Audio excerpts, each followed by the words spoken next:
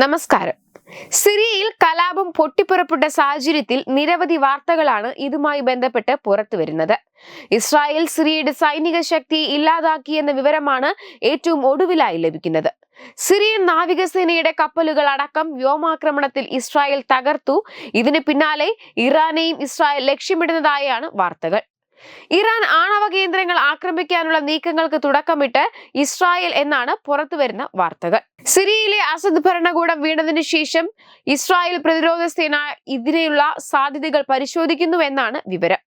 Israel air force Iran ആണവ കേന്ദ്രങ്ങൾക്ക് മേലുള്ള നിരീക്ഷണം തുടരുകയാണെന്നും അവസരം ലഭിച്ചാൽ ആക്രമിക്കുമെന്നുമാണ് പുറത്തുവരുന്ന റിപ്പോർട്ടുകൾ സൂചിപ്പിക്കുന്നത്.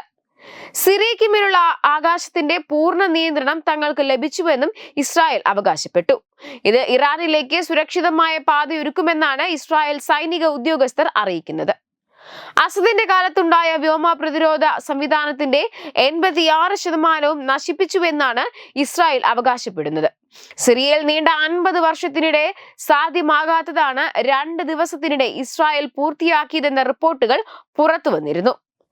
480 വ്യോമാക്രമണത്തിലായി സിറിയയുടെ കര, നാവിക, വ്യോമസേനകളും ആയുധശേഷിയും സമ്പൂർണമായി തുടച്ചു നീക്കപ്പെട്ടുവെന്നാണ് റിപ്പോർട്ട്.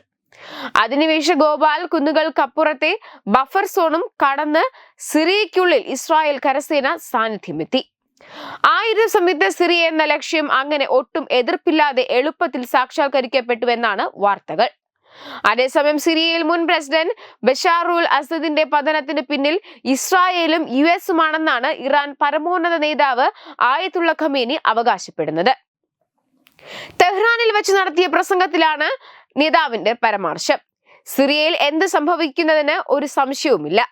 അമേരിക്കയുടെയും സിയോണിസത്തിന്റെയും സംയുക്ത പദ്ധതിയാണ് അതെന്ന് അദ്ദേഹം പറഞ്ഞു.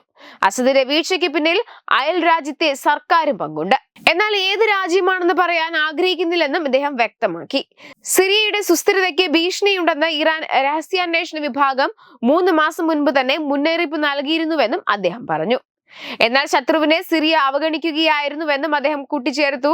അസദിന്റെ വീഴ്ചയ്ക്ക് പിന്നിൽ യുഎസും ഇസ്രായേലുമാണെന്നതിന് തന്റെ കൈവശം തെളിവുകളുണ്ട്. അതുകൊണ്ട് ഇക്കാര്യത്തിൽ യാതൊരു സംശയത്തിനും വകയില്ല. ഇസ്രായേലിൽ നിന്നും ആക്രമണം ഉണ്ടാകുമ്പോൾ ദമാസ്കസിൽ നടക്കുന്ന ആഘോഷങ്ങൾ അംഗീകരിക്കാനാവില്ലെന്നും അദ്ദേഹം കൂട്ടിച്ചേർത്തു. സിറിയയിലെ യുവത്വം കരുത്തവരുടെ നിന്ന് പ്രതിസന്ധി മറികടക്കണം. ഇറാന്റെ ഭാവിയെ സംബന്ധിച്ചും ഇദ്ദേഹം പ്രതികരണം നടത്തി. കൂടുതൽ സമ്മർദ്ദം നിങ്ങൾ ചെലുത്തിയാൽ ഞങ്ങൾ കൂടുതൽ കരുത്തരാകുമെന്നായിരുന്നു ഇറാന്റെ ഭാവി സംബന്ധിച്ച് ഖമേനിയുടെ പരോക്ഷ പ്രതികരണം. അതേസമയം ആയത്തുള്ള ഖമേനിയുടെ ഈ പ്രതികരണത്തിന് പിന്നാലെ നിരവധി ആരോപണങ്ങൾ ഉയരുന്നുണ്ട്. ഇറാൻ ഭരണകൂടം ഹിജാബ് നിയമത്തിൽ കഴിഞ്ഞ ദിവസങ്ങളിൽ കൊണ്ടുവന്ന കർശന നടപടികളാണ് ഇതിന് കാരണമായത്. വെബ് ഡെസ്ക് തത്തുമൈ news. Powered by Jyothis, realising your dream home.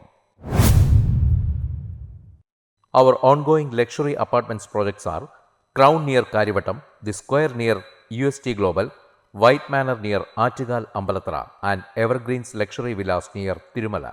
Call 90482 55599. Jyothis Building Promoters Private Limited, Thiruvananthapuram.